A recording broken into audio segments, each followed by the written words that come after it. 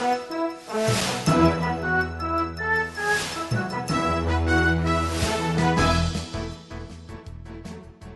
right, good morning. Thank you very much for joining us on Inside Pages on the Metro Television. My name is Aldo Moro.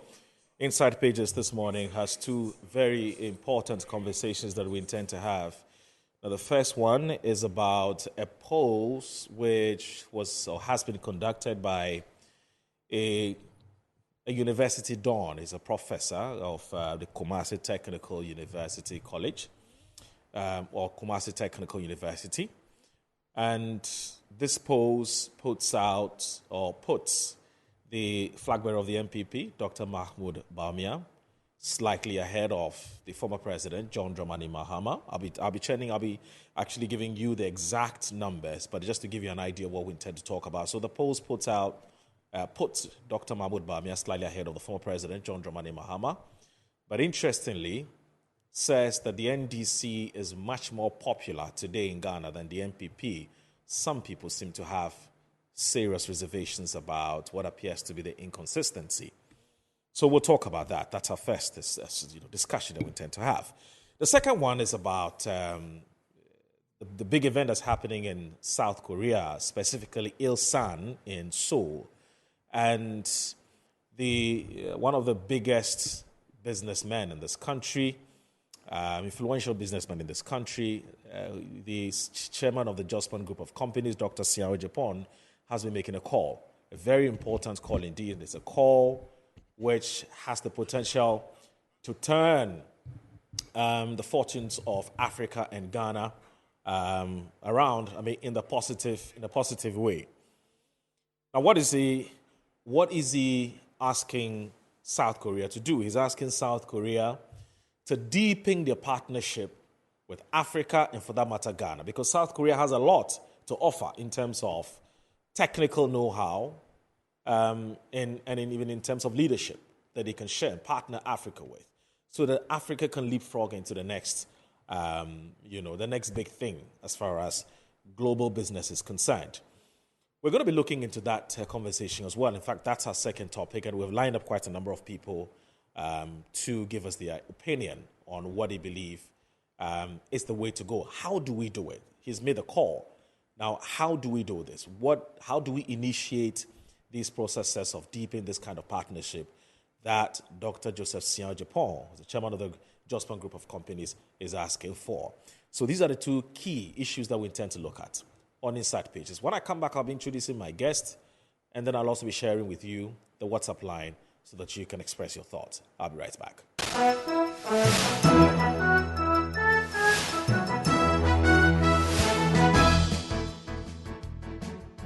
Welcome back. So with less than 7 months to the December polls, so we have a survey by political analyst, Professor Sarpong. Now, this survey shows that the opposition National Democratic Congress is the most popular political party in the country among Ghanaian voters. And according to the polls, which was conducted in April 2024, the NDC holds 38.8% of the vote when it comes to the popularity, while the New Patriotic Party follows closely with 34.5%. The survey, which is a baseline report, and this is what makes it extremely important, it's a baseline report on 275 constituencies.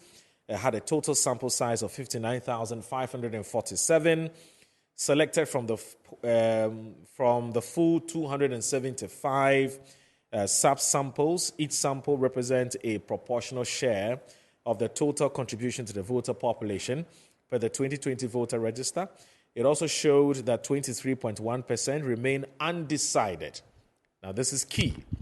23.1% remain undecided, while smaller parties collectively hold a marginal 3.6% of voter support. Now, additionally, the survey found that when it comes to the presidential candidate or the flag bearer, they're not candidates yet because the Electoral Commission would have to, confirm that now or declare that. Now, the survey found that when it comes to the flag bearership, the flag bearer of the ruling New Patriotic Party, the Vice President, Dr. Mahmoud Bawumia, leads with 38.9% support. The flag bearer of the NDC, John Dramani Mahama, comes in close second with 36.1% support. Over 21% of voters indicated they are undecided, while the other candidates in the presidential race collectively account for some 3.6% of the data. So that's what we have. Now, also, over 50% of the respondents indicated that their decision on whom to vote for in the presidential race was based on competence, 22.5% on the track records of presidential candidates, 19.1% on party affiliations, and 3.7% on financial inducement.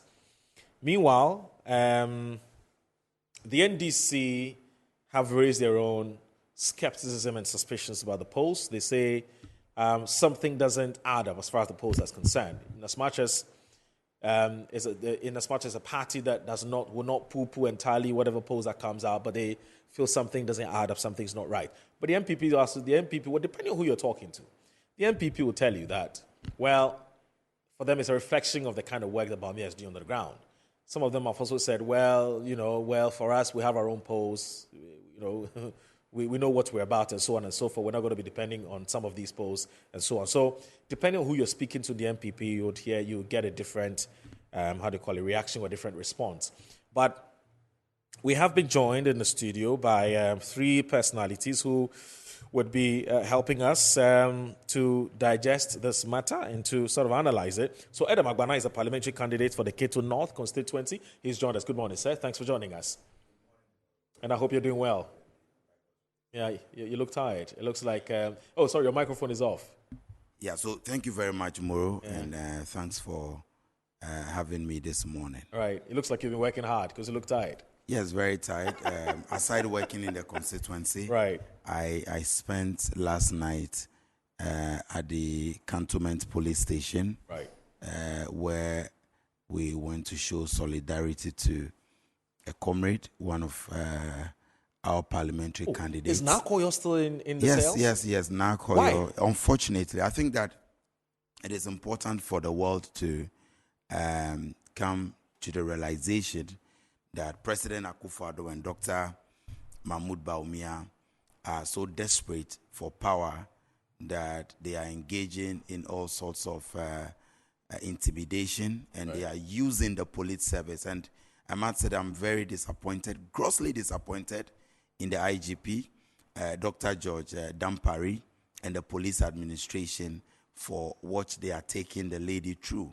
Because as a political party, we are not against the arrest of any Ghanaian or any member of our political party, of our party.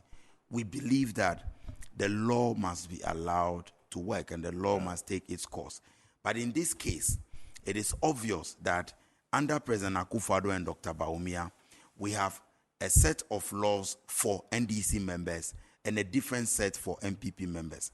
Moreover, in this country in 2020, when Hawa Kumsin, the member of parliament for Ewusu Senya East constituency, fired gunshots at the polling station. What happened to that case? Right. In this case, Nakoyo did not even fire any gunshot. They found a gun in her car. They arrested her. She produced documents to support the fact that her gun was licensed and she had a certificate for it. They invited her to the police station.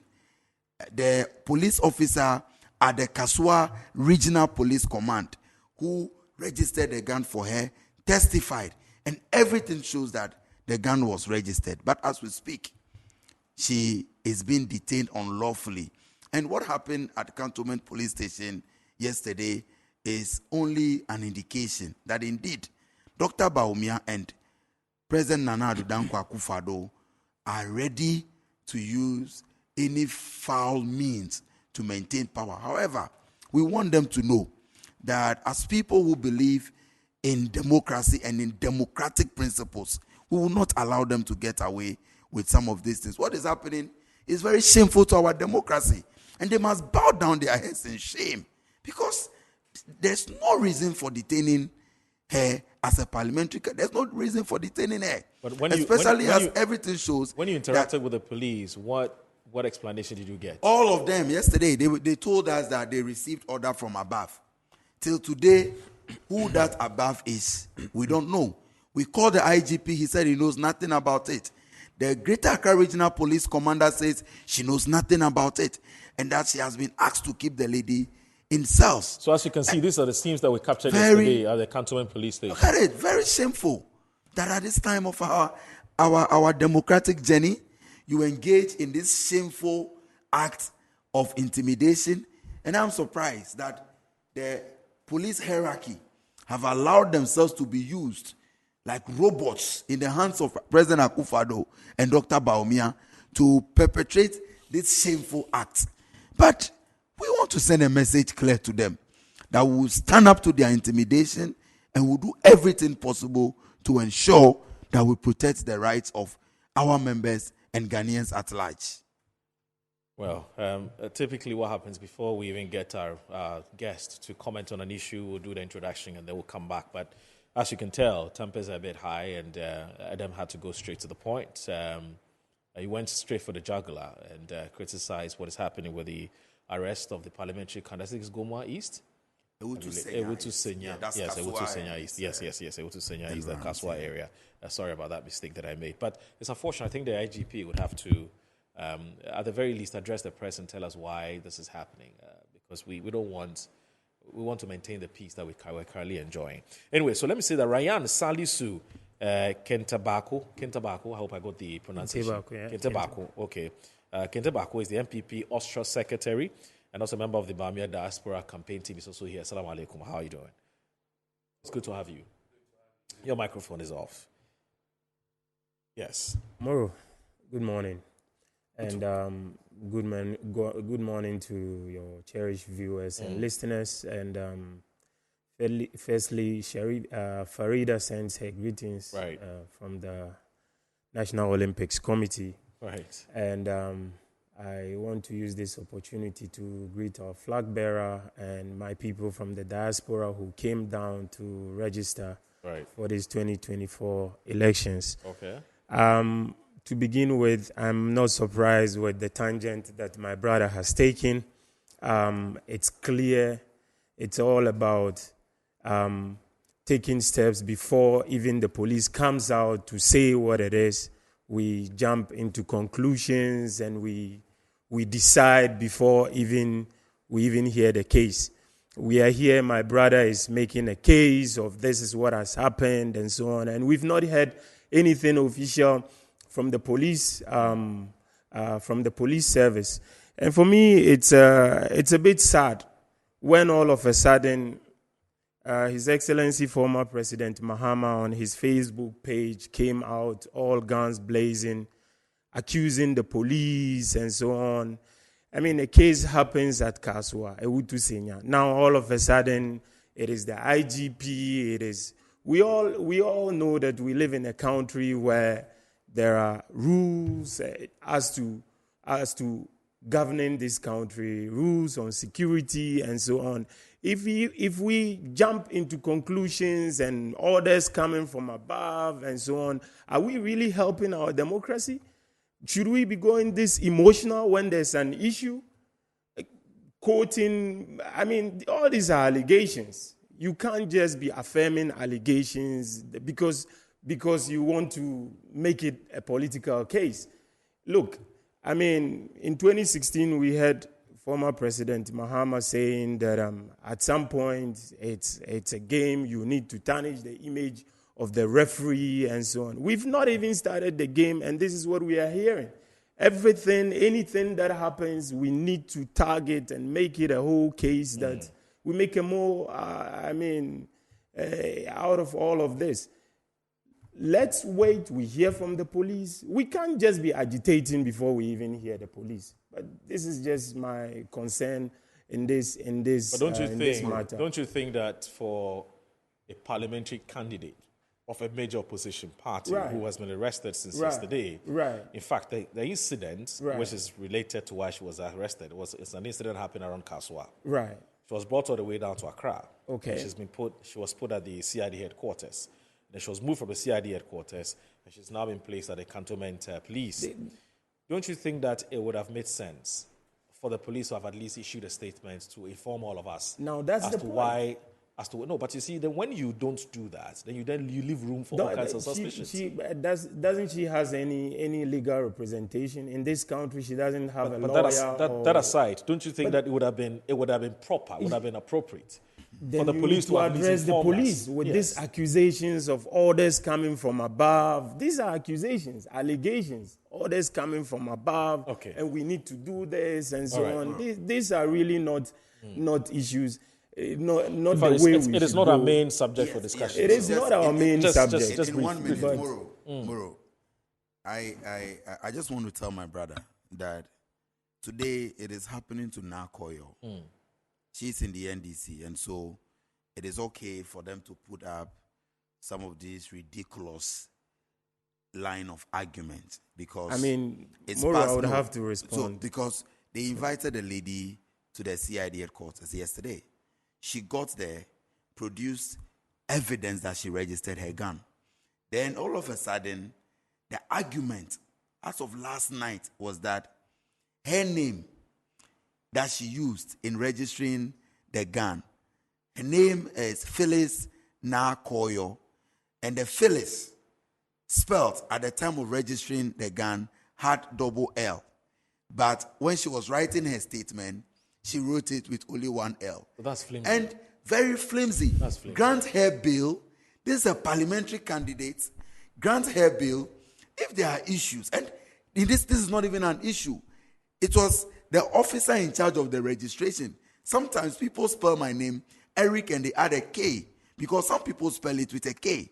And so you cannot use that to detain her, keep her at the police station, even when there was chaos. They unleashed on the NDC supporters who massed up at the police station tear gas, pepper spray, hot water, and all of that last night. When you go to the police station this morning, you will realize that the glass in front of the police station, everything has been destroyed because of the confrontation between her supporters and the police. This is a major national security issue. Today it is now Koyo. You are defending it. You want to flex your muscles. But tables turn. We are taking lesson notes. Tables do turn. And look, tables turn, and we remind you people of days like this. It is painful. It is shameful. The laws are not made for only the NDC people. Moro, look, shameful. Don't go these there, my are brother. Unfounded allegations that he's making. I was there.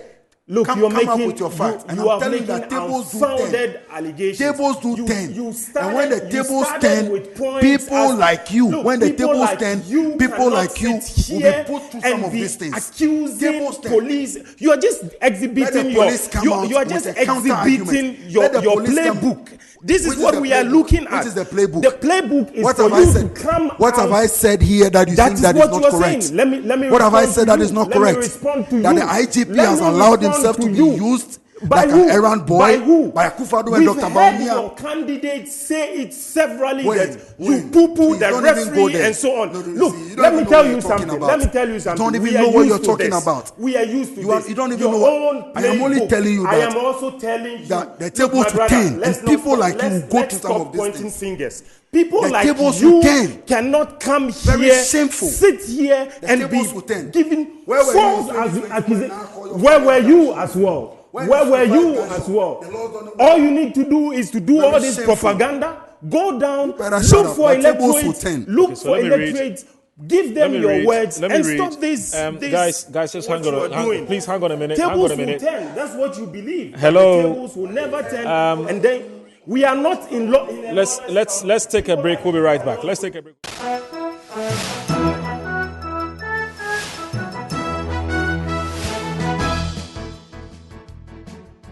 All right, welcome back. We had to take a short break because tempers were a bit flared.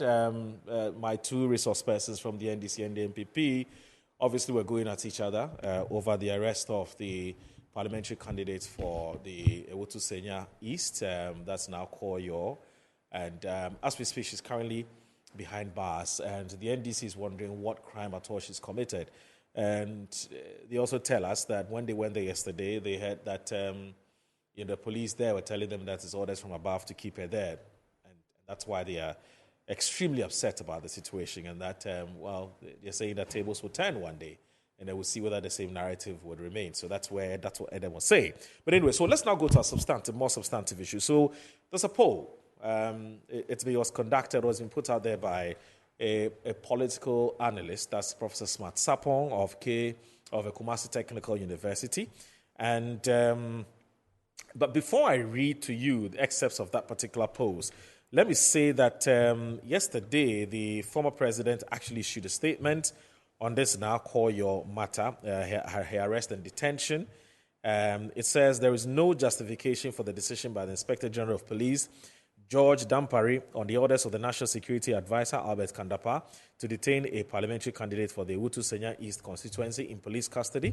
This action, taken on the instructions of the National Security Secretariat, will needlessly raise the political temperature in the country and spark avoidable tension.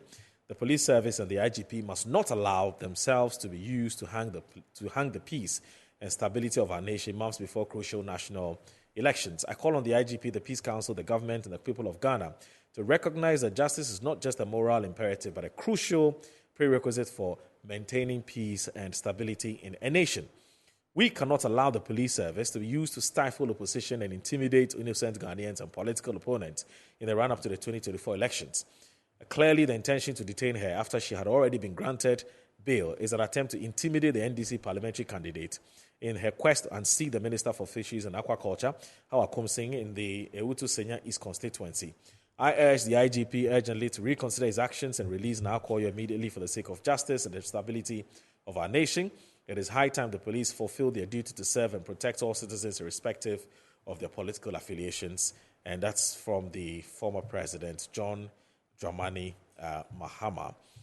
Let's now look at the polls, which has become a big topic for discussion sometime this week. Now, this poll was actually conducted in April this year, and it says that the NDC holds 38.8% of the votes when it comes to popularity, whilst the New Patriotic Party follows closely with 34.5%. The survey is a baseline report on 275 constituencies, had a total sample size of 59,547, selected from the full 275 sub-samples. Each sample represents a proportional share of the total contribution to the voter population per the 2020 voter register.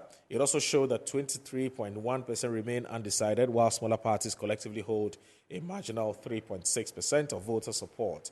Additionally, the survey found that when it comes to the presidential candidate, the flag bearer of the NPP, Dr. Mahmoud Bawumia, leads with 38.9%, as against John Dramani Mahama, 36.1%. So that's the polls. This is what we have.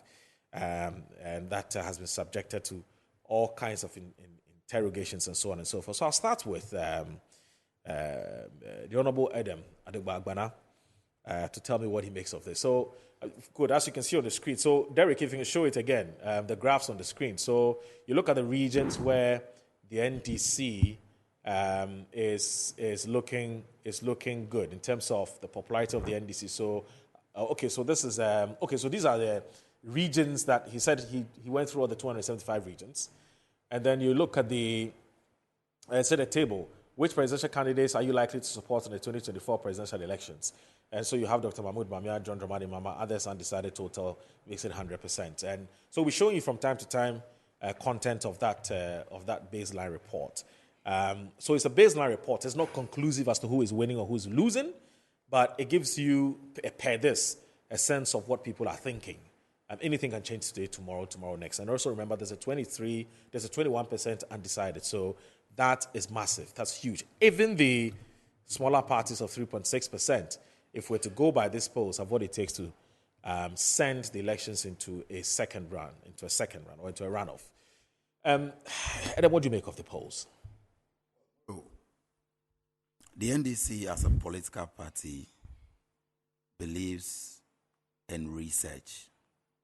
And that is why when you come to the NDC national office, we have a research unit that is well resourced and that unit even has branches across the country in our constituencies. And so every constituency Has an election directorate. has an election directorate. Okay. But in addition to the election directorate, we do have research committees in all the constituencies. Right. Because we believe that politics is gradually becoming more scientific Right. than it used to be. And so in an election year, 6 months to election, we are always ready to welcome any credible research and towards the elections. As a party, we also do conduct our research on regular basis, and we know what Ghanaians are expecting from the NDC. Okay. We know which regions the NDC is doing very well.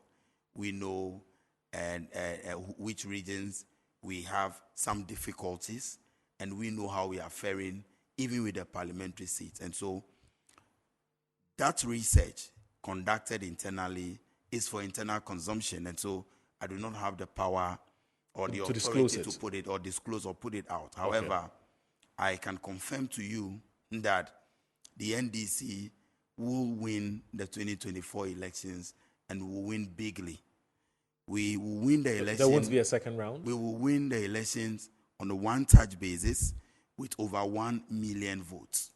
But the content of that research I can't disclose. Let me go into what we have on the table. And this is fact.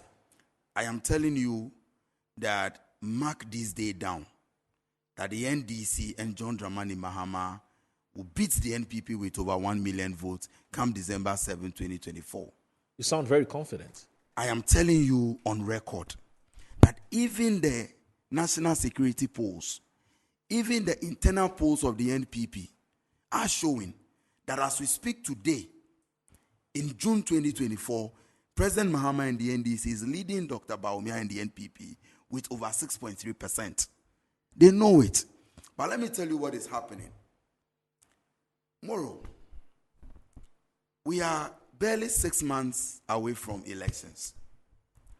The NPP and Dr. Bawumia have engaged the services of a consultant in trying to revive a campaign that is dead on arrival, in trying to buy some credibility for a candidate who has credibility deficits, in trying to buy hope or inspire hope among the NPP grassroots. So one of the malicious ways by which they intend to do this is to engage the services of their errand boys and girls in the name of researchers to sit in their bedrooms, cook data, manipulate a so-called survey, and put out a data to inspire that confidence and pretend as though the Bawumia campaign is having any impact on the grounds. As we speak, for the month of July, another set of researchers or so-called researchers will release another data claiming that they are winning parliamentary majority. They will state that the NPP is winning about 171 seats. I'm telling you, let's predict, mark it down. In July, they will come up with that. The same team, which has been allocated from very reliable sources, we can confirm.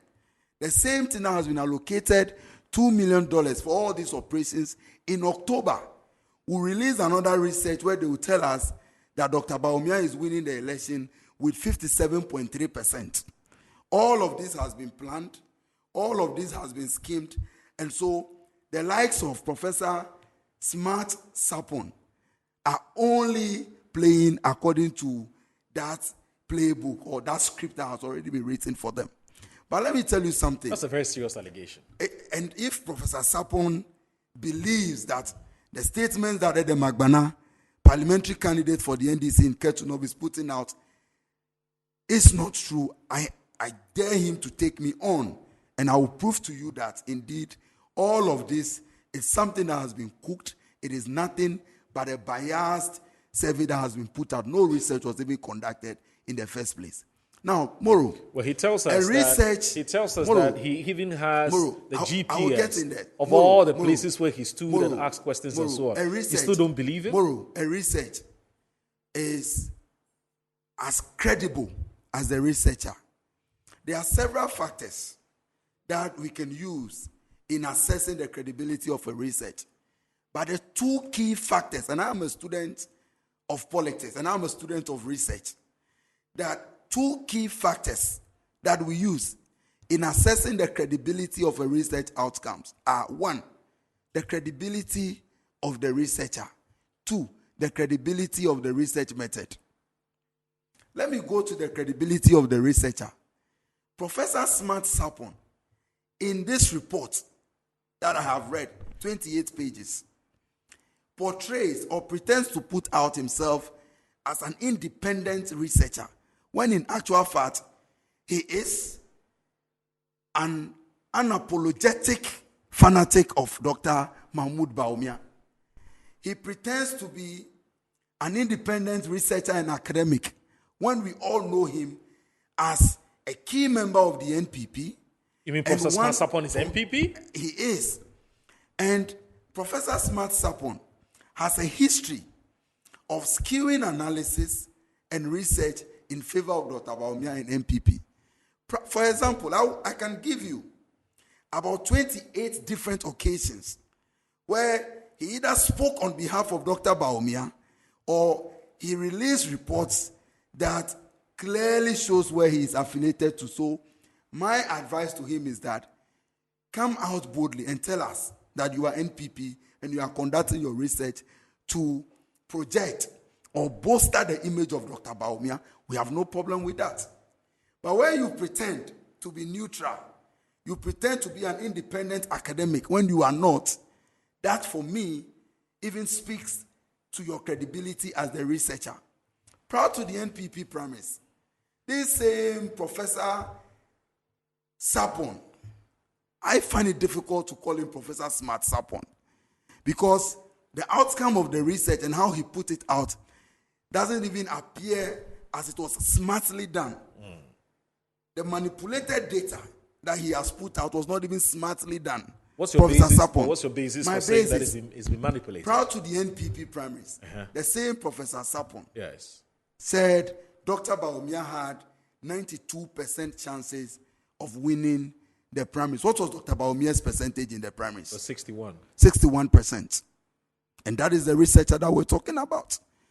Every research comes with margins of error. Imagine a professor who claimed that he had conducted a research very close to the primaries, projecting that Dr. Bawumia will win the elections by 92%, and he won with less than 65%.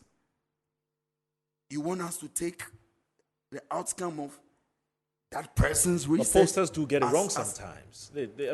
Posters do get it wrong sometimes. And all over the world, posters do get it wrong. Yes. But when you have a particular poster, you mean there's a certain pattern whose pattern of communication, pattern of research, and everything consistently shows that he is aligned and is a key member of the NPP campaign and Dr. Bawumia's campaign, doing everything possible to bolster the image of Dr. Bawumia with his utterances, you don't take the outcome of the so-called research as anything that you can work with. At worst, or let me say at best, that report that he has is best used to sell Kilewili or roasted plantain by the roadside. No, he's a professor. You see, he's a university don.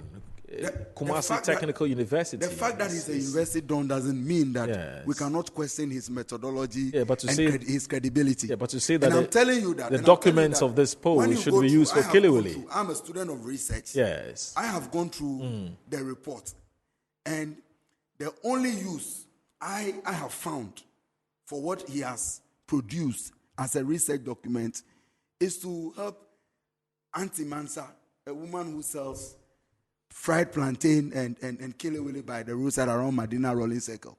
Apart from that, this so-called thing is only part of a scheme, part of the $2 million budgeted for concocted and manipulated research make Dr. Bawumia's campaign appear credible. Now, there's something very important that we need to speak about. Even in his document, and the reason why I said it wasn't even smartly cooked or manipulated, was that after telling us that Dr. Bawumia was more popular and was leading, you come to the issues, page 18 of his document. You come to the issues or the factors that Ghanaians are telling you will influence their pattern of vote. Number one is the issue of unemployment. It is under Dr. Bawumia that unemployment has risen to unprecedented levels of 14%. And so why do I tell you, okay, that at the time that we are experiencing the worst levels of unemployment, and the person who is presiding or who is supervising, who has the worst economic record, I tell you that that is the factor that will influence me to vote, and yet that is the person that I'm choosing. Then you go to issue of track record. We all know that the public perception and the perception of Ghanaians about Dr. Bawumia is one that is not too pleasant. We all know Dr. Bawumia as the most discredited politician in the Fourth Republic. We all know Dr. Bawumia as the candidate with credibility deficit, especially when it comes to campaign promises and the fulfillment of same.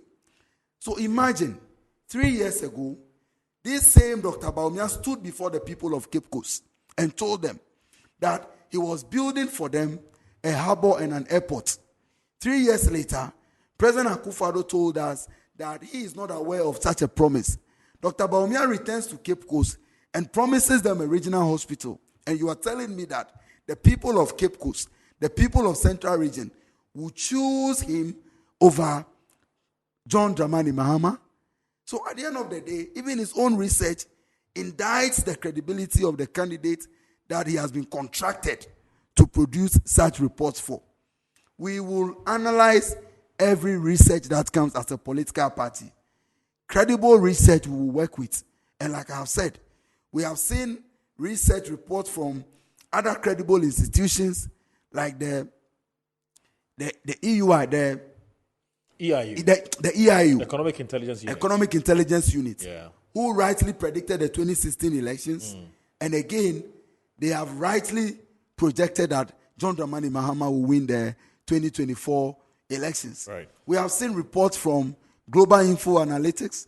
We have seen several other reports that we have sanctioned. And all of what we are seeing and what we have seen is that the trend analysis tells us that the NDC will record our biggest electoral victory in recent years. And in 2024, we will beat the NPP and Dr. Bawumia with over 1 million votes. No amount of cooked, manipulated data or biased research can change that. Let me also say that we will be joined shortly by Professor John Osaikwapa of the CDD. He's the project director for the Democracy Project. He's also a fellow of the CDD Ghana. He'll be joining us via Zoom shortly for a conversation on this matter. He has very interesting opinions to share on the polls as well. At 0249 155 646, you can see that displayed on your screens. 0249 155 646. Let us know what you think about these polls. I don't know what's been going through your mind when you heard that Ghanaians are thinking in a certain direction. Is a baseline poll. So there's a baseline, there's midline, then there's top line. So baseline simply means you just want to have a feel of what the people are thinking. It may not necessarily be where they'll be. It will not necessarily be how they'll vote on the D-Day, but what are they thinking? And per the Smart Sarpong's polls, he says that this is what Ghanaians are thinking. It's 38.9% of Ghanaians are considering or are thinking in a certain direction that they want to vote for Dr. Mahmoud Bawumia. 36.1% are thinking of voting for the NDC's John Dramani Mahama. But in terms of the popularity or the appeal of the two parties, the NDC is ahead of the NPP. That generally, the guys who they polled, the people who they spoke to, said that they like the NDC much better than the NPP. So that's what the polls is all about. And we're having a discussion. Edem Agbana is the parliamentary candidate for the Ketu North constituency. And then also Ryan Kente Bako is also here. Ryan, I don't know what you make of this. Like I said, I've been monitoring the responses from the MPP. It's been a bit, depending on who you speak to, they'll say different things. I don't know where you stand. When you heard about the polls, what was your immediate reaction and what have you been thinking? Before I go on, I just want to extend our sincere condolence to the party and the Upper West Your Upper West Regional Chairman? Yes, Upper West Regional Chairman. Yeah, we lost him, and I want to use this opportunity to send our condolences to his family, friends, and the Upper West Regional NPP. I don't think I'm surprised by the response coming from my friend and the opposition at large. I'm honestly not surprised.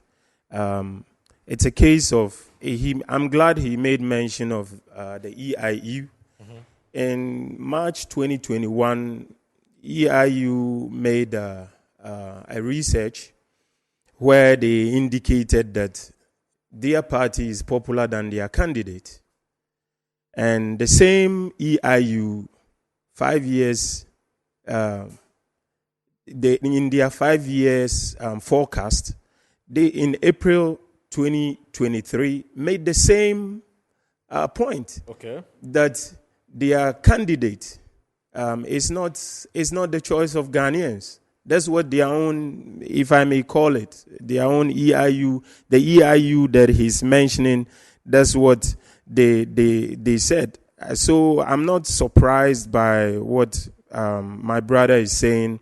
It's a case of instead of looking at what has been presented, they are out there attacking Professor Smart Sarpong with all sorts of allegations. For me, it's a matter of looking at what he has put out there. He claims that Professor Smart Sarpong is an ardent believer and an ardent supporter of the MPP. So I'm also glad. What do you know? I'm also glad that the example he made mention of, you told him that pollsters sometimes get them wrong. Right. But you have to look at the percentage of how many he's gotten right. And then whether he's here or there, look at the message he's put out there. Look at his research. Remember, he's using the central limit theorem. We are all students of statistics and research. This is what he's using. And I'm glad you're saying he's using the baseline. For us, the most important thing is the undecided voters. We believe that, for instance, when you look at the popularity of the party, it's a matter of you being in power. And it's a matter of looking at the undecided. So for us, it's a matter of looking at it and going to those undecided. For some of us, we really do believe that the undecided are our people. This is what we believe. So it's not a matter of whether. And when you look at the margin and you look at the smaller parties that have come up, you can see that definitely if we look at this research, you can see that we have taken it serious and we're working towards that. We're taking all sorts of criticisms and reports as to what the party needs to do to gain that popularity that Professor Smart Sarpong is talking about. And for us, also, we've always said it. Dr. Bawumia has always said it. We need to look at the two candidates. We're talking about, look at the research. It spoke about competence. Yes, indeed, there's unemployment, our population growth, and so on. But among these two candidates, who amongst these two is better prepared or can take us, can create jobs, make the lives of Ghanaians better? Look at the statistics. What it talks about competence, it talks about track record, and so on. I don't want to go into the former president's track record. It's a matter of looking at what both candidates have done in their political lives. President John Dramani Mahama, I believe, is the only Ghanaian who has stood he's run for office more than any Ghanaian. We've seen him. We've seen what he can do. Ghanaians know when it's a choice between the future and the past. We can look at the records. We can look at what they have done. We can look at the prospects that they are bringing.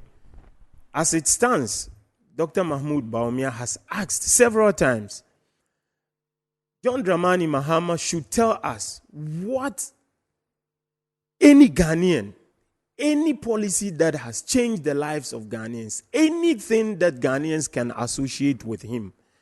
Ghanaians know who has the capabilities, who has the credibility. Look, we can go back and look at what Dr. Bawumia has done, even as a vice president.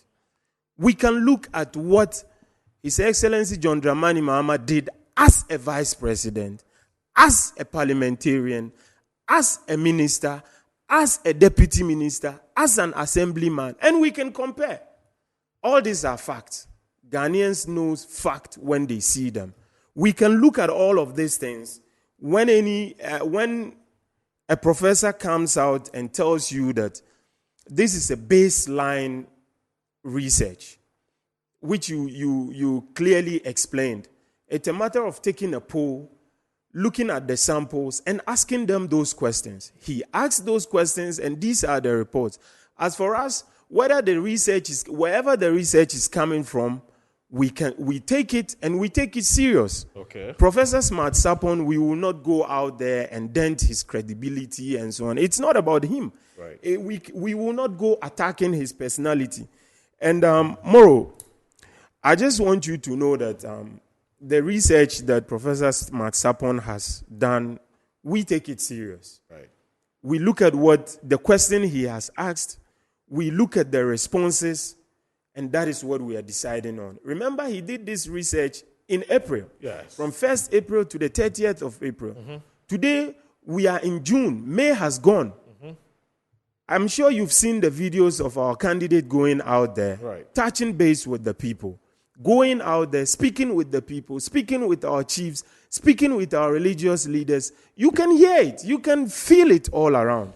In Greater Accra, it was the day before yesterday or so. He came down, he went to Kole Klote, he met students all over. As for us, we believe the elections are on the ground.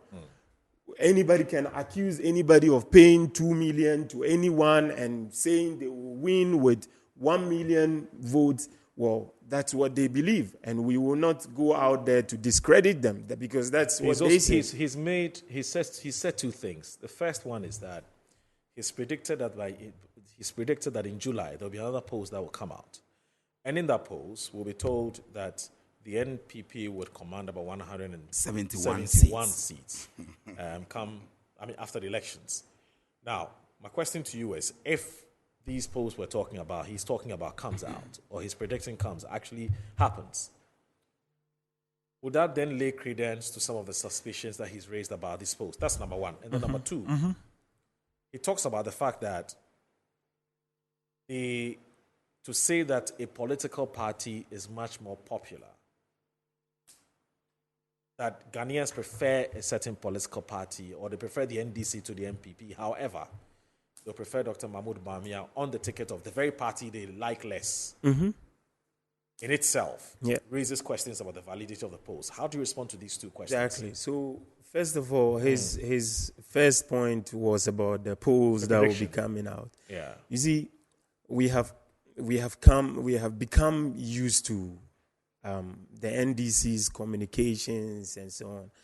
Look, I can give you numerous examples. Would you give a stone to him? No, let me land. It's just a matter of you knowing that, look, you're fighting someone and you know you don't have the strength. Mm-hmm. What do? Throw insults, throw things that you yourself predict. Mm-hmm. These are their own predictions. Mm-hmm. And now they will turn it and they will say something like this will come out. Where are your research? Mm-hmm. Where are your facts? They know the grounds. They know what the grounds are saying. The NDC is on the ground. They know what the grounds are saying. So if he comes and he says what he expects, do I have to lay credence to it? We are used to it. Look, these are part of if I may use this word, propaganda playbooks. These are very typical. We are very much aware of things like this. When you are losing and you see where it is going, you come out and you say, oh, this is what they will do. Because you know you are already down. And then you come out and you say, I'm sure he will beat me. Because you know you are not strength. He gives a specific figure. But that's what I'm saying. He will come here and he will say, I said this and it's close or it's less. We are used to this. I'm not surprised. Look, it's a matter of you being on the ground and you would say, I will beat you. I know you will beat me. You're already on the ground. So we are, this is not a surprise to say this. In fact, he's even made it lower. You will hear elsewhere, they will say much. They will say, oh, some people have been paid and this is it. They are shaken by what they have seen on the grounds. They are shaken. Okay. Dr. Mahmoud Bawumia is going round and they're seeing what is happening. Look, let me tell you one thing. Today, when you go to the Volta region, the World Bank, the so-called World Bank, is no more a World Bank. It's a peggy bank now. My brother said earlier on that he's working on 80%. Today, go to Ho Central. You saw Dr. Mahmoud Bawumia over there. You saw what happens. The chiefs, the people, all of this. I mean, in Chi, they will say, Abomuhu. So all of this, one of them will come, or a number of them will come out and even say more. We know what we are doing. Okay. What we are doing is we're going to Ghanaians. We're letting them know that, yes, there are hardships. Yes, the world is not the same. Yes, this is what we will do. They should come out. Up till now, we've not seen any facts on what they are going to do about unemployment, like real, tangible, credible analysis that we can say, okay, this is it or this is that. That's what we expect from an opposition, to come out here and say, look, my friends, these are our policies. This is it. We're going to counter this. These are the facts and figures and so on.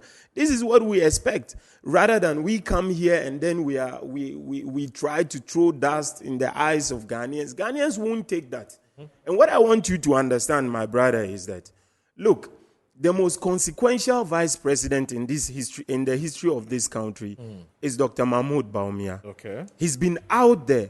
His projects, those he's championed, all these things are out there.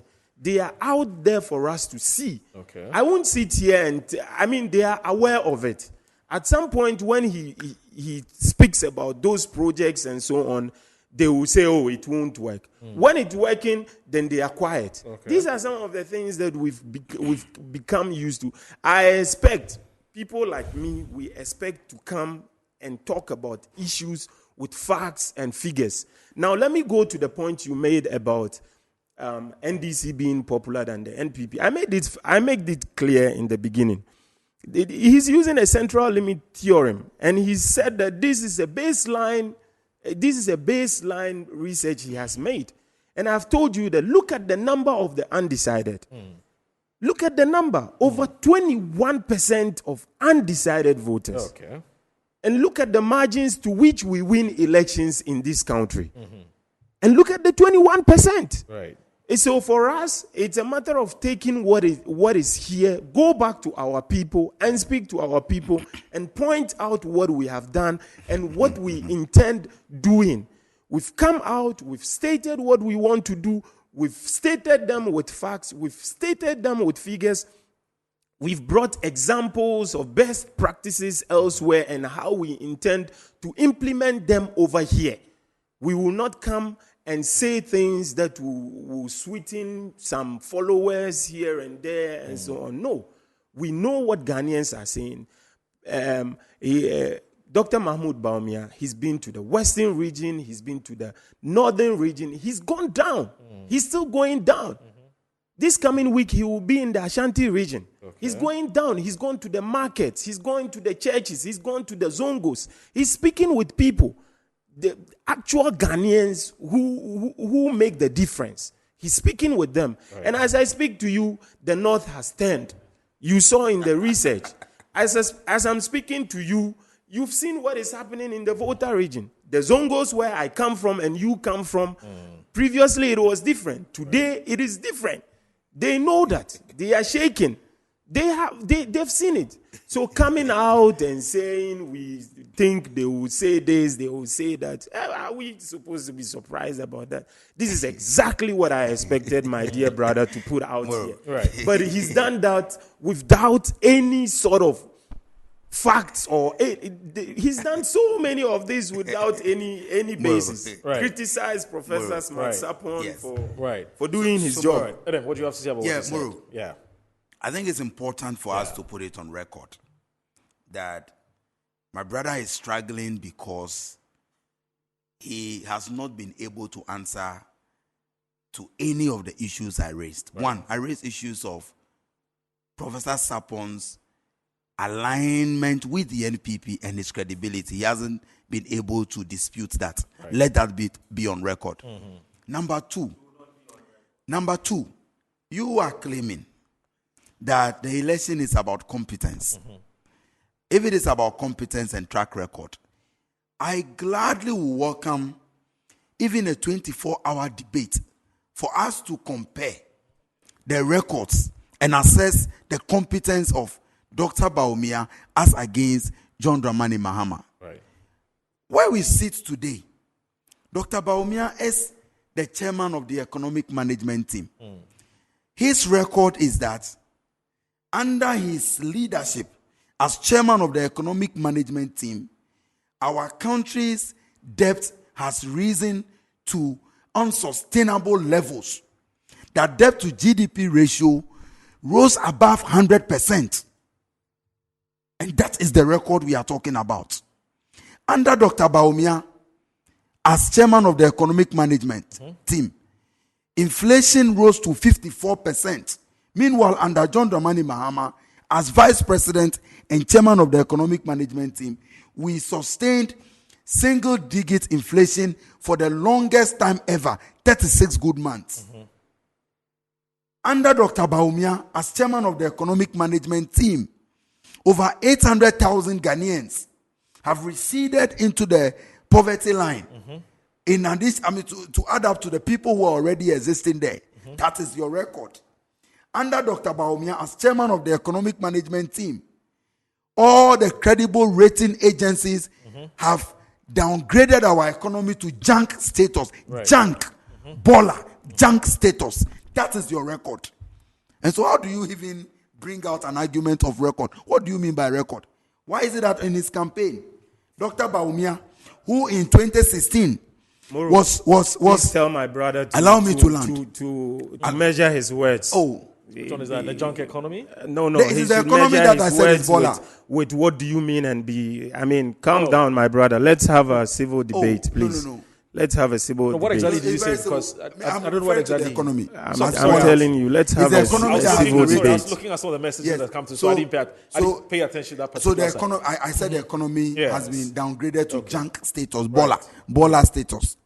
And that is a fact by credible rating agencies, not the NDC, not the Magbanano Metro TV. That is the record of Dr. Bawumia. Right. Again, under the leadership of Dr. Bawumia, as chairman of the economic management team, Dr. Bawumia, who prior to election 2016 was all over the place organizing lectures on the economy, about the stability of the cedi, exchange rate, and even pronounced emphatically that when the fundamentals of the economy are weak, it is the exchange rate that will expose you. Today, what is the rate? What is the dollar rate? Today, you need over 15 Ghana cedis to get $1. Right. And that is collapsing companies. Businesses are collapsing. People are unable to even sustain their capital. And that is the record you want us to speak to. Now, this issue of popularity, as to whether John Mahama is more popular than the NDC or the NDC is more popular than the candidate, or whether Dr. Bawumia is more popular than the party. Moro, how do we measure the popularity of a presidential candidate, especially in his own political party? You just came out from an internal polls where your candidate was able to gather only 61.34% of NPP polling station and constituency executives. And these are the people that represent your members. So even internally, in your own party, the sitting vice president, the verdict on his performance after all the manipulations and all the things that all his other opponents have alleged, and we saw during the primaries, when appointees of the government were forced to declare for Dr. Bawumia, after all of those things, he could manage only 61%. And you tell me that you can compare his popularity to the candidate of the NDC who gathered 98+% in the internal primaries? So sometimes when they are cooking and manipulating the data, they should be smart about it. Okay. So at the end of the day, I have said, and I'm saying it on authority, that Moro, Ghanaians should brace up themselves for more of this cooked, manipulated data from the MPP. Let me read. There is a budget of $2 million for that exercise. Let me read. Professor Sarpong has taken his share, Okay. and he has come up with this cooked, manipulated, biased data, Okay. and is pretending to be a neutral when we all know him to be an MPP Let crony. me read some of the messages that have come through them. So this one says, good morning, Mr. Host. It's never true that Dr. Smart Sarpong predicted wrongly during the MPP presidential elections. Nobody All his says predictions from the 2020 general elections, the Ashanti Regional MPP chairmanship election to Dr. Bawumia's elections was on point, and you can call Dr. himself for verification. Now, the thing is, Professor Smart Sarpong himself, I think a day after he put out the polls, has only been on, I think, Peace FM and I think Kesben, and so just 2 media houses. He refused to talk to any media house for some very strange reason. I mean, I don't understand. I mean, He can't defend what is out. I mean, we're here as journalists. When Global Info Analytics put out their polls, the man is everywhere trying to justify how he got his numbers and so on. But for some reason, Professor Smart Sarpong, and if you're watching or you know somebody who knows him, who's watching us, please tell him that we need to speak to him, because all kinds of things are being said, and we need to run it by him for him to explain. I mean, this thing where you talk to just 2 media houses and you go to sleep, I mean, that's not how you do things here. It's unfortunate. But let me continue with this. And it says, please call Doc himself for verifications. I've just told you that the man is not talking to media. He's just spoken to Peace FM and Kesben, and that's it. And NDC never ceases. It says NDC never ceases to amaze me. In Dr. Mahmoud Bawumia's government we trust. This is Marvin in Kwesimintem. Godwin Adonu from Newtown, Accra says, Moro, why would somebody who is more popular than an unpopular person lose an election to the person he's more popular than? I don't understand. Does it mean that the enlightened, undecided voters are going to vote for the unpopular one? And if that's the case, would they be voting based on positive popularity or negative popularity? The professor must come clean, because common sense is very imperative. And for me, his research, just a second, so that his research is far apart from the logic of common sense. Godwin Adonu from Newtown, Accra, says that. Joe from Tema says, good morning, Mr. Moro. Let's get serious in this country. Dr. Mahmoud Bawumia doesn't deserve any chance at all in 2025. MPP has destroyed Ghana in terms of the economy, education, energy, agric, etc. And you think we should vote for these greedy guys? You used a certain word. I can't repeat it on air because it's not wholesome. There's quite a number of messages. I'm not going to be able to read all now, because let me just say that Professor John Osai-Kwapo, who is the director of the Democracy Project, also a fellow of the CDD Ghana, has joined us for his thoughts on these polls. Now, for me, Professor John Osai-Kwapo, first of all, good morning. Thank you very much for joining us. Good morning, Moro. My pleasure. Yeah, it's always a pleasure to have you. Adam wants to just make a quick point. Otherwise, I'm sure he will. I wanted to read Okay. 16, Okay. give you links to 16 times. Right. Professor Sarpong made statements which indicates that he belongs to the NPP. Okay. So maybe Prof should finish. And Let me finish with Prof, and then you can come in with that, and then around. Don't worry. different We have all the times. time, so don't worry. 16 times. Prof. So, I mean, Yes. if I were an undecided voter, first of all, before I pick your preliminary thoughts, when you're done with your preliminary thoughts about this survey or the poll, these opinion polls, I'm sure you've looked at it already as an academic, because you read quite extensively. But if I'm an undecided voter, and I have Global Info Analytics that says today, if the elections were held, the NDC's candidate was going to poll about 53% or so.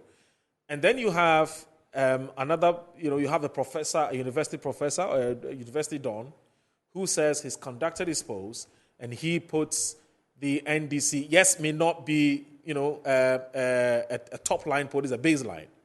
But he says the Ghanaians are thinking in a certain direction, and that for now, Dr. Mahmoud Bawumia is in the lead. How do I, as a mere mortal or as a layman, how do I differentiate what is a valid survey, what is not a valid survey, in order for me to make an informed decision in case I'm even confused as to which direction to go? Thank you very much for that. So for me, the way you go about it is you will have to make sense of the survey results or the poll results within the context of the methodology that is used. Okay. Right.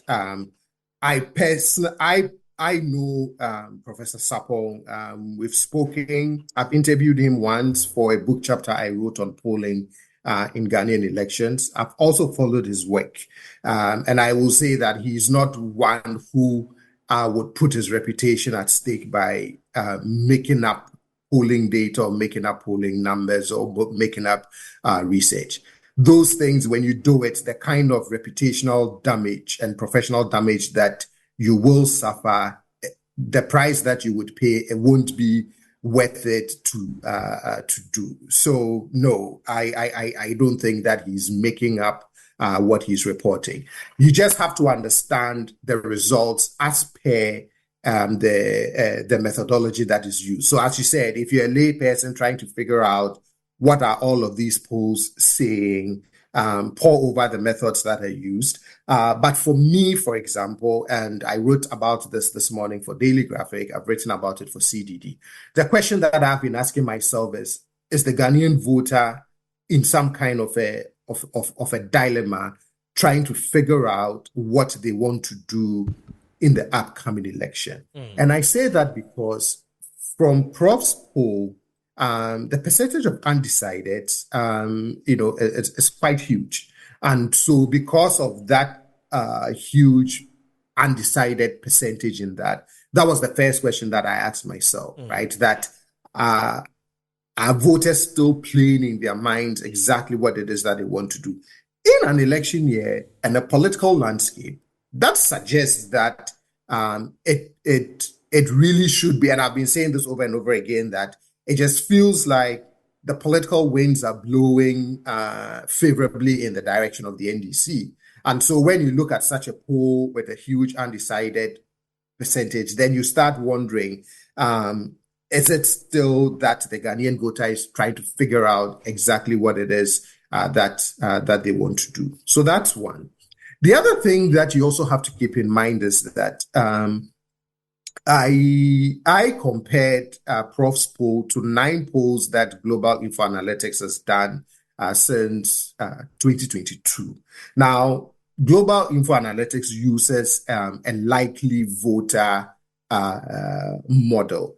Prof includes the undecideds, right? But even if you take the undecideds out of Prof's numbers, so you can do an apples to apples comparison, you still have Dr. Bawumia in Prof's poll beating the NDC by, I think it's a 50 to 45% margin. When I did the recalculation, the numbers are available in his report. And then in the Global Info Analytics, the NDC beats the MPP by, I think it's about a 57 to 34% margin if you use the likely voter model. If you go back to Afrobarometer Round 9, 2022, and again, you take those who say they won't vote and take out your undecideds, it's still about a 50-something, 30-something vote margin for the NDC. On that, my interpretation is that, well, 2 years later, there could be, changes in the political landscape and changes in what voters are thinking. But it's quite interesting just to see what the two different polls are picking up. Now, let me also give you real quick the methodological differences that accounts for some of the differences, in my opinion. So if you look at the Global Info Analytics poll, they take 30% of the constituencies, right? Their sample size was roughly a little under 6,000. They also polled from about 80 constituencies, and this is in their most recent poll from April 2024. And then if you look at Prof's poll, he polls across all 275 constituencies. He does what is called proportional sampling, which means that your share of the total voters register accounts for how many respondents he pulls from a particular constituency, and has a sample size of, I think it's close to 50,000, a little over 50,000 if you consider everyone. But when I did the recalculation just using the likely voters model, it's about 47,000, right? So all of those differences will definitely account for the difference in outcomes that you see from the two different polls. I don't read it as one is correct and the other is incorrect.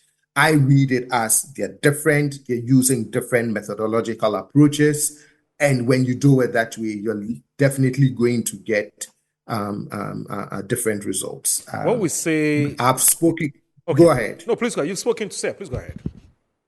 Yeah, so the other thing I was going to add was that, particularly on the sampling, for example, one of the things that I spoke with Mr. Musa Danko about after the Global Info Analytics poll in 2024, which I commended for the strength and a whole lot of other aspects, was that particularly when it comes to the sampling in terms of the gender distribution of that sample, there was quite a high percentage of likely male voters than female voters.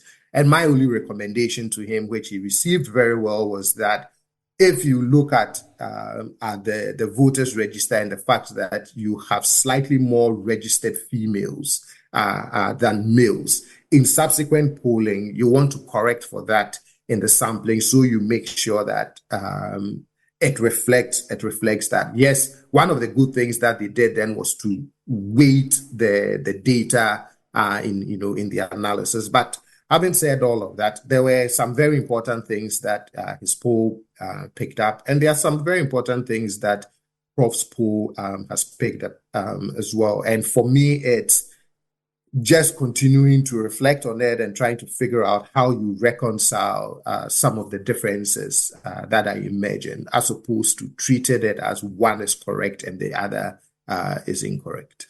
When we talk about a baseline polls, what does that mean? So I don't know if he intends to do additional surveys and so what he said between now and good. So what he said is going to do midline and top line. He intends to do that subsequently. Yeah. Yes. So the baseline is I measured Ghanaian voters and I think his data was also collected in April. Yes, so in essentially what he's saying is that in April, when I measured where voters are standing, here's where they are. I'm sure maybe in another month, 2-3 months, he might do the next one and then do another one, with the intention of seeing whether voter mood sentiments are changing as we get closer to December 2024 or not. I see. How then do you explain a situation where you're talking to Ghanaians, and so you have two posters? I mean, if I may say, one talks to Ghanaians and he finds that majority of Ghanaians are saying they want to go in a certain direction. Somebody else does another poll, and the poll says is the opposite. Is it the methodology that influences these outcomes, or what are the factors that influences some of these outcomes? Because then it leaves people who are following the developments in this space in a very confused state as to, look, what's happening? Yes, so methodology is key. The methodological differences are key. The timing is also key. And so again, if you are able to sample across 275 constituencies, right, across a 50,000 sample, yes, you are getting more views than you would if you sampled across 80 constituencies with a sample size of 6,000, right? And then depending on who is in the different samples, sure, you may end up, yes, sometimes you may end up getting a result that reinforces, what the two different samples are saying. But it is also likely that you would get two different answers as well. And so for me, beyond just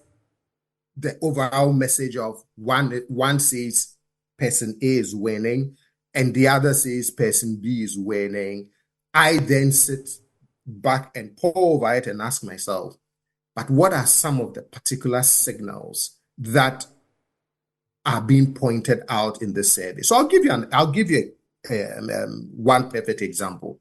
So if you look at the Global Info Analytics poll, if you stretch it back to April 2022 and the most recent in April 2024 in the central region, you would notice that when they first polled in the central region, the gap between former President John Mahama and Dr. Bawumia was quite huge. It was about a 61 to 20-something percentage gap. But in their most recent poll, the gap is, I think it's about a 51 JDM to about a 46, 47 Dr. Bawumia, right? So you see that closing of the gap in the central region. If you look at Prof's poll, you see that the difference between former President JDM and Dr. Bawumia, I think it's like a 3 percentage gap, right? So you do see some similarities, in what they are picking up in a region like the central region. So for me, it's digging into some of these details to look for signals and patterns that gets you to ask, okay, what's going on in this election? How do we respond in terms of our political strategy when dealing with particular constituencies, in one area as opposed to another constituency in another area? The other thing I also found very intriguing from Prof's poll is that if you phrase the question as which political party will you support in 2024, former President John Mahama edges out Dr. Bawumia. If he phrases the question as which candidate would you support, he gets the opposite result. Now, on the first read, it looks contradictory, right? But again, when you do a lot of surveying work, there are times where you might stand back and think, why are voters or why are Ghanaians holding seemingly two contradictory thoughts or opinions in their head? But that's also very, very, very possible. When I read that, I said to myself, perhaps there's a preference for a party, but not necessarily the candidate. And in the second scenario, Ghanaians may be very unhappy with the party, but maybe are finding a way to distinguish between the party and the candidate. And therefore, that is why the candidate may not necessarily be paying, quote unquote, for the sense of the party, if I may use that phrase, right? So again, the question is, how do you reconcile that? And how do you make, sense of something that seems contradictory? And what does all of that mean for you as a political party, as you go about, strategizing for the upcoming election? The last thing I would add is I would be very interested to find out what the political parties themselves are picking up in their own internal polls. I'm sure they do their own internal polling. Probably they are picking up different signals from the Ghanaian voter as we prepare for 2024. But I'll be very interested to see, the kinds of things they are also picking up as they crisscross the country campaigning for the 2024 election. Finally, you talked about how,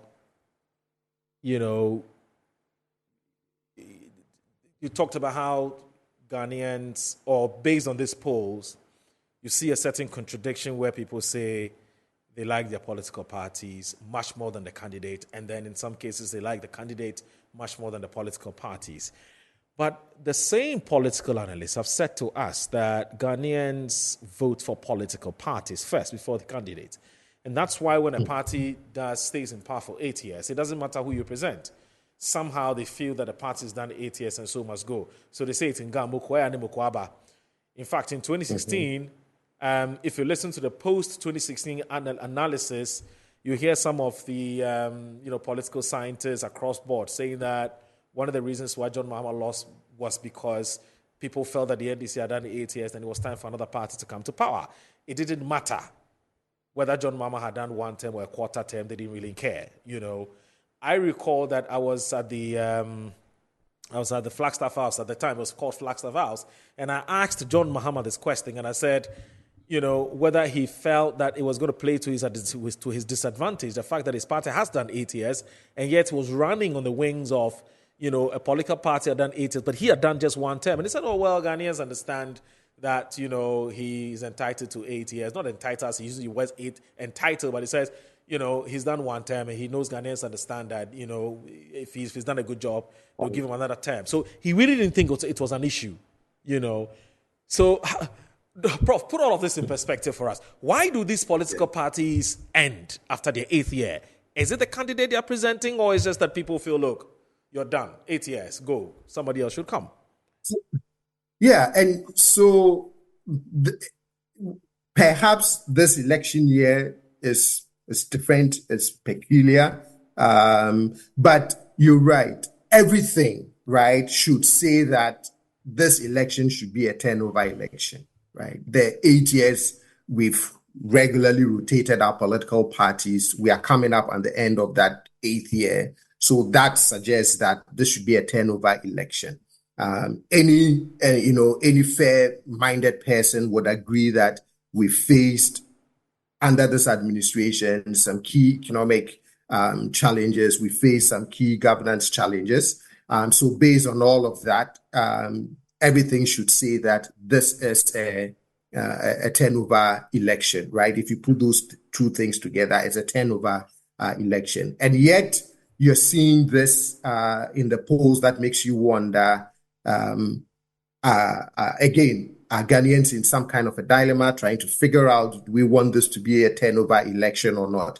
I'll give you another example. Even if you go back to the Global Info Analytics poll, right, it had a lot of positives for former President John Mahama. And in fact, some of the key signals that I picked up from that, I validated it against some of the findings from Afrobarometer Round 9 in 2022.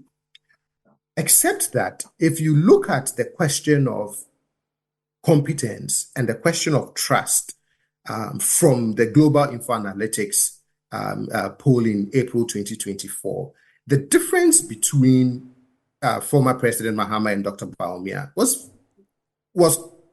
almost negligible, right? And so again, for me, one of the things that I ask myself is, against all of the positives for the party and the candidate on two critical dimensions that I believe voters would also take into consideration, that I expected quite a huge gap between, the preferred candidate in that poll, which was former president and Dr. Bawumia. But the gap was very negligible, very insignificant. Okay. So again, you sort of say to yourself that is some of that sentiment then reflecting, for example, in what we are seeing in Prof's poll, with 23% saying they are undecided. But again, the more I reflect on it, the more I keep wondering, is there something different about the 2024 election against the conventional wisdom that this should be a turnover election? Just finally, and if you can do this briefly, Prof, maybe in a minute or two, what should the political parties do with this election, with this polls? The NDC have some serious reservations and suspicions about the polls. They've said all kinds of they've given us all the reasons why they think that this polls is nothing to write home about. In fact, Adam Agbana is here. He says, well, as far as he's concerned, it's a document that he'll use it for a lady he knows who sells Keleole in Labone. He's going to give it to her for free. for her to use for her Kelewele business. And the MPP, they have welcomed it. They're saying that, well, it's a reflection of the fact that Bawumia is doing well with his campaigning and so on. So basically, he's peaking, so if I may use that phrase. I mean, what should political parties be doing with these polls? Throw it away, out of the window, take it, have a look at it. Don't have any prejudices about it. What should be the attitude towards these polls? For me, right, I mean, I can understand the public posture and the temptation to sometimes downplay or rubbish some of these things. But anybody who knows Prof, even if you are familiar with any pro-MPP comments that he's made, right? Prof is a professional. And I don't believe for a minute that he would put his profession at stake and put his ethics as a statistician at stake to cook numbers. Prof won't do that. That much I am convinced about, which says to me that for me, my advice to the political parties is when some of these polls come out, it inures to their benefit to digest the full report and ask themselves, what are these things signaling to us as a political party as we work on our strategy and as we go about continuing our campaigns, right?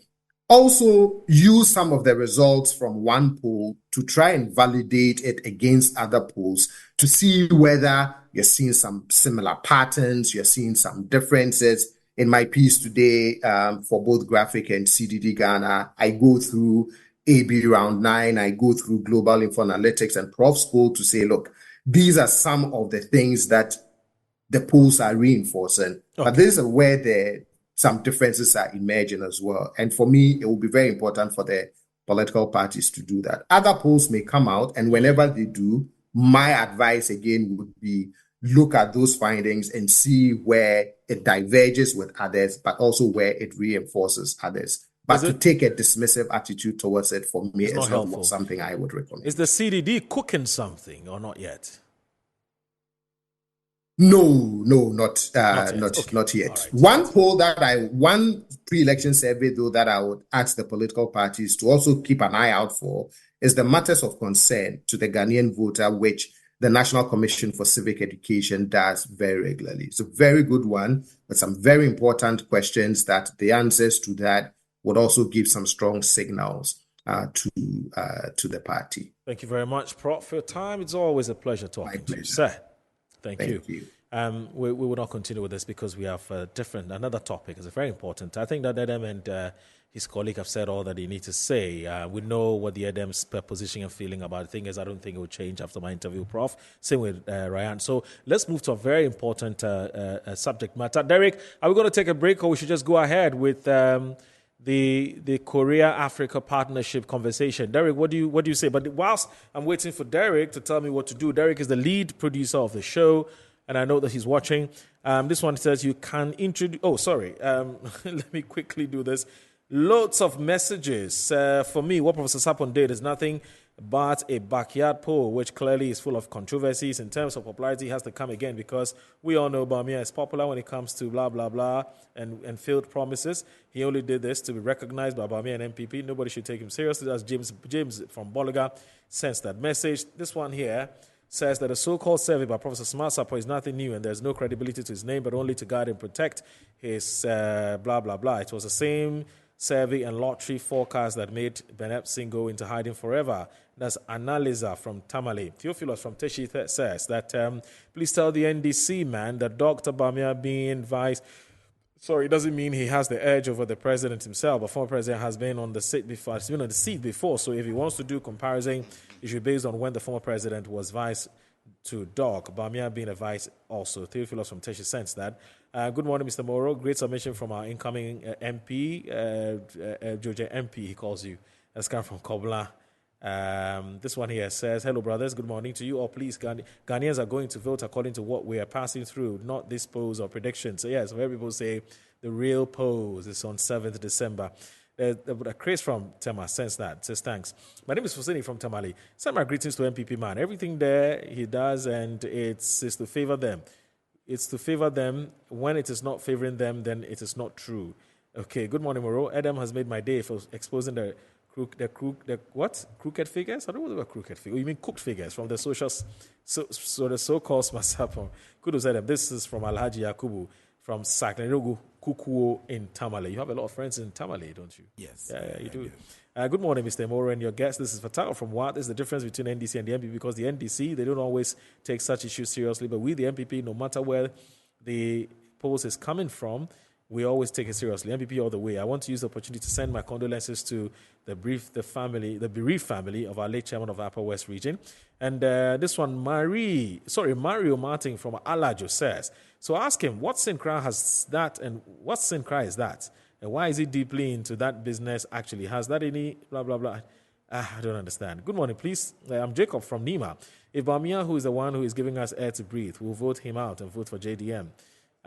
This one says, good morning, Metro TV. I'm happy we have Honorable Edem Agbana, who is here to expose the cooked figures from Professor Smart. Understanding how the system works at the beginning counts in conducting every research. MPP is only doing all this to deceive Ghanaians so that he can easily manipulate figures in December 2024. But I'm happy to see the NDC intellectuals on their toes to defend Mother Ghana from hands of NT from the Barrick Akufo-Addo Bawumia government. It's about time to save Mother Ghana, and no one is looking at this kind of cooked research post. We need our Messiah, John Dramani Mahama, back. Good morning once again, Honorable Edem Agbana. That's come from Sir Dix. And finally, Alanes Accra says the MPP and NDC flag bearers campaign, you must know that it is only their attitudes, work and past record that will speak for them on 7th December and not what they intend doing when they are given the nod. Sorry, finally, Grant from Westland says, hello there, I'm Grant, a citizen of Ghana. I've seen the hypocrisy and lies of the ruling government, and in fact, the people of Ghana will never be fooled again and will never be fooled any longer. So, Derek, I think that it's time for us to play the video of the chairman of the Jospon Group of Companies. He's making a very, very important clarion call on the Asian Tigers. Here he's talking about Korea. He says Korea should deepen partnerships with Africa. There's a lot Korea can offer Africa and for that matter Ghana by way of technical know-how. And here he's talking technology. Derek, let's play that video and I'll pick the thoughts of my resource persons briefly. Let's watch that video. The summit was held under the tagline, "The Future We Make Together, Shared Growth, Sustainability, and Solidarity." Now, as a successful entrepreneur bridging Africa with many other continents, what's your overall assessment of the summit? Okay, so my overall assessment is that South Korea, targeting 48 African nations and 25 presidents. In business, our term is as an opportunity. Africa is a continent. So a state targeting a continent, you could look at the opportunities that is being advised by Korean government. You are looking at 1.4 billion people in Africa, natural resources, arable land, minerals, and so many virgin. Africa is a virgin opportunity for a country like South Korea. So targeting it up is a very strategic. The Chinese took over some years back. Now it's a turn for the Koreans. And I think that the president needs to be commended. President Yu is a very strategic leader and need to be commended, and the people of Korea. They have supported Africa over years. And I think this is a right time. Africa is now looking at the global crisis, financial insecurity, food security, and other things. This is a time that Korea have to extend a hand to look at the possibility of bridging the gap and taking more advantage of bridging up. I've been informed of about 10 billion support and 14 billion export financing to Korean companies. So I think it's a very good opportunity, and looking at assessment, it's the right time now that Korean government is taking opportunity, and it's good for business. The Korean businesses, yesterday we had a African Korean businesses summit, and we could lead that. I myself met about 15 Korean companies we are looking at opportunities of making businesses in Africa. So I think in the total assessment, it's the right time, the appropriate time, and the Korean government need to be commended. What are your expectations for Korea-Africa economic cooperation with this level of support? Well, it's quite appropriate and very strategic. If you look at Korea and the continent of Africa, the trade in terms of percentage is about 1 to 2%. When you're looking at a continent like Africa, 1 to 2%. Other countries are in high percentages. Now, Africa has African Intercontinental Free Trade, which is AfTA, which I've signed that all Africans trade together. So it's a very good and appropriate that such an amount goes into Africa in terms of supporting of aid and getting a lot of investment. So it's an intra-Africa trade pact. That is correct. Intra-Africa trade, taking opportunity of the whole African Intercontinental Free Trade strategy. And it's quite good. The second one is also the 14 billion to support the companies in Korea to move into Exim financing and other things. If you look at China, if you look at now the Europeans are doing the same. They are formerly China was doing it, and then Europeans are coming, Americans are coming. Everybody is trying to come and penetrate into Africa. So it's quite an appropriate that such kind of funding goes into support. Korea has a very good technology, good infrastructure, good kind of facilities to be used, but they were pushed back. They were not too much aggressive into Africa. So and I think that this 14 billion is going to push more Korean companies to go into Africa, because Koreans, they look at risks, that Africa is a risk country. But I want to assure you that Africa is now open, very liberal, rich resources, security-wise and everything-wise is going on. Because of democracy, every African country now want to develop. Nobody want to get into wars and battles again. Africa is developing because we are all looking at the European and the Asian countries that they are leaving us behind. So no one don't want to struggle now. So I think that it's an appropriate time that this kind of investment goes into it. And Africa is welcoming. If you look at all the presidents who are surrounding here, it shows that they are all hunger for development. So then it's an opportunity that they take that kind of step to be able to look at how best we can share this kind of growth together. You know, in business, you need funding. You need funding stimulates business opportunities. So by earmarking 14 billion for export financing, it will motivate the Korean companies to go, because they will not go with their own funding to risk.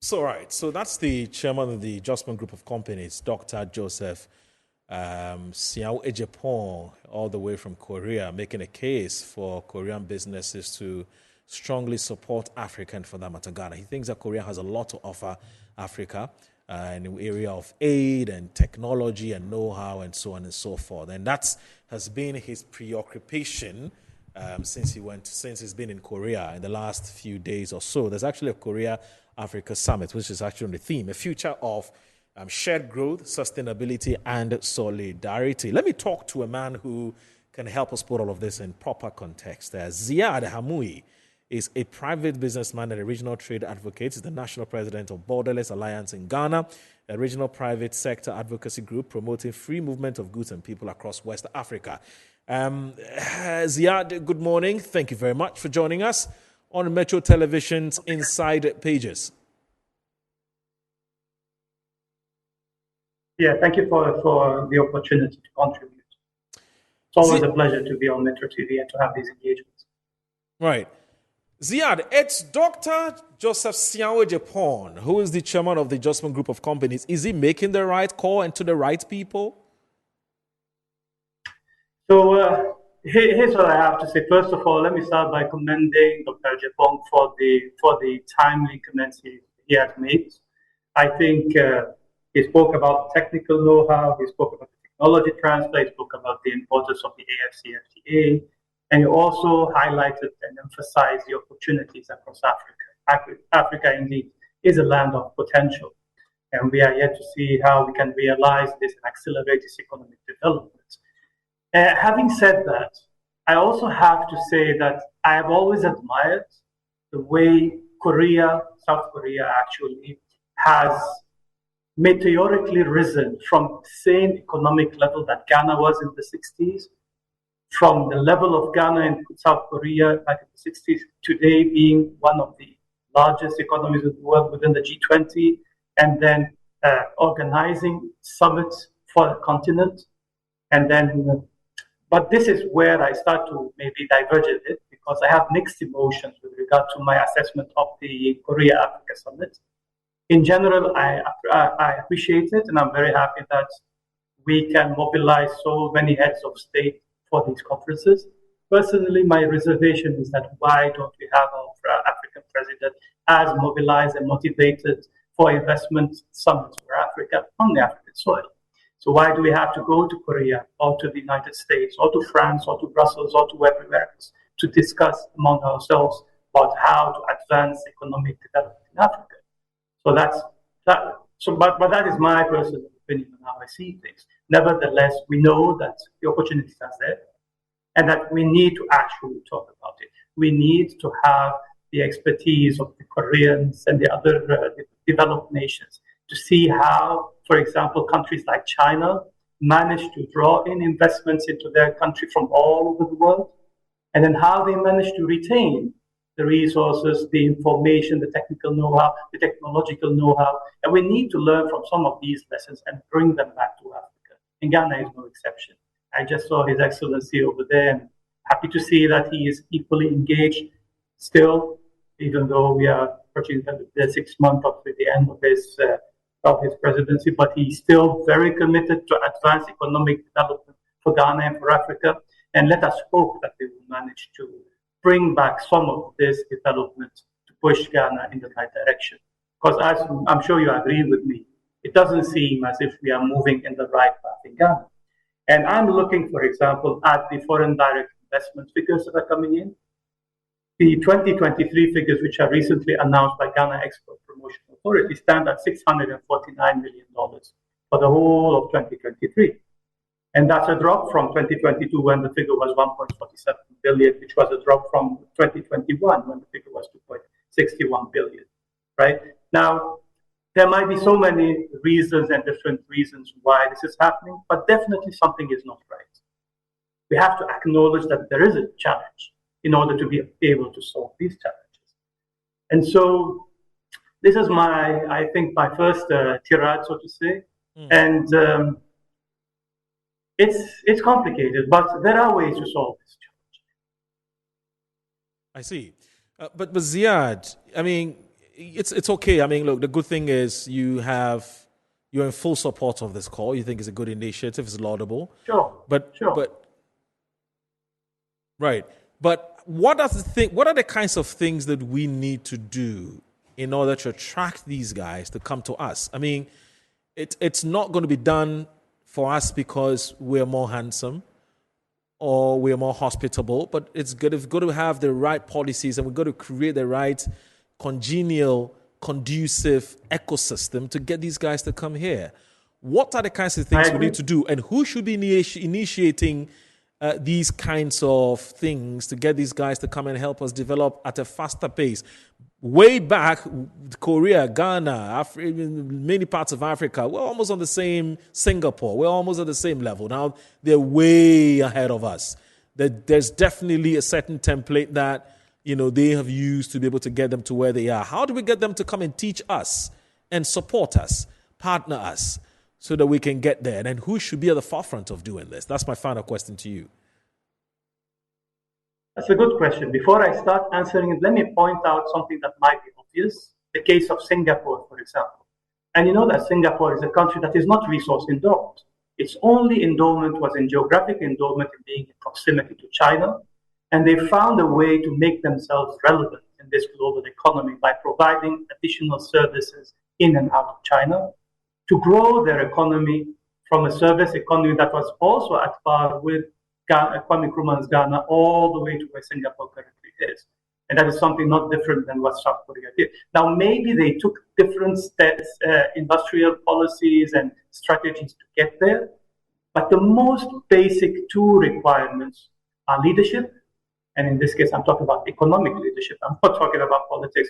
I realize that you had in the studio representatives from both parties, and I acknowledge their party and I respect it.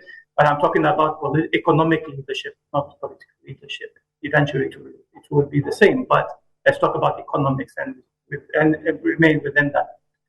So for economics, we need leadership in the sense that you need to create predictable policy environment for people to be interested and organizations to be interested in investing in your country, because they know that they have a reliable, a clear, a transparent mechanism and procedure to set up a company, to register, and to start doing business, and then have to move around with your other procedures when it has to do with the declaration of your profits and losses, the payment of your dues, the repatriation of part of your fund. And so that is one aspect that will regain the confidence of the global investing community in Ghana as a destination of investment. And then we need to find a way to control the galloping costs that are in connection with the rapid depreciation of the Ghana cedi, the rising interest rates. Loans are anywhere between 40% and 50% in banks these days. And then the overhead costs, which are ballooning out of control and are automatically making Ghana less competitive than the rest of its immediate surroundings within West Africa, let alone Africa and the rest of the world. So we need to look at these various things. And there's this particular point I would like to make with regards to tax incentives. I remember very well listening to the debate between His Excellency John Dramani Mahama and His Excellency Dr. Bawumia, because I was at the 8th CEO Forum, and it was very interesting to watch. And they both debated on how to go about with regard to tax, and they had different tax solutions. And I would like to say tax solutions do not really help grow the economy. We need to look at how to create an economic development based on the resource endowment that we have, on the knowledge that we have, and on the leadership. So we need to create a more stable environment for policies, a more predictable one, and then we have to control the cost. And maybe I will end with one story. It's a true story. Because I was personally involved in assisting a group which wanted to set up shop in Ghana to establish a factory a couple of years ago. They're still on way to establish that factory. But a few years ago, they were promised duty-free for the import of their factory's equipment. They were promised that at GIPC. And then by the time these equipment come to the port of Tema, someone said, oh, in fact, the Ministry of Finance just issued in January a letter to cancel all and then you have to pay your duties for all of your equipment. So you can't really expect people to bring in foreign direct investment in millions of dollars. And then when you bring in your factory and your equipment and you are ready to set up, you remember that for some reason you cannot commit to what you have committed already a few years ago. Okay. I think it's unfair to put this in any agency's responsibility, but it all amounts to the same economic leadership which I'm talking about. I think we have the leadership, and I think that we have to use it. And my last call would be to look at the rising cost of governance. If we don't take care, the corruption will spiral out of control, and nobody wants a country where the governance levels are low, and then the investment opportunities, investment environment is unpredictable. So this, in a nutshell, what I believe is the situation currently. Ziad would have to make time to have a more comprehensive discussion on this, but I like your preliminary thoughts on this matter. Thank you so very much. Have a good day, sir. Thank you for the opportunity. All right, thank you very much. That's Ziad. He's called Ziad Hamoui. He's a private businessman, a regional trade advocate. He's the national president of Borderless Alliance in Ghana, a regional private sector advocacy group promoting free movement of goods and people across West Africa. So I think my resource person will just do a minute each because it's 5 minutes. We have just 2 minutes, actually. This MCI will take us off. So a minute each. So brief thoughts? I think that Dr. Siao Japan is doing a great job as a private businessman, and his call is in the right direction. I have always said that it is entrepreneurship that develops a nation. And so it is important that people who have proven to be successful entrepreneurs are supported to expand. And that's what happens in other jurisdictions. And the call for stronger business ties with South Korea is in the right place, because South Korea certainly comes to the table with many advantages, especially in the area of technology and renewable energy. And these are the things that are lacking in our local economy. So it is important that we begin to open up the economy for more investment. On any day, I will be interested in having more foreign direct investments than always going out there appealing for support on the governmental level.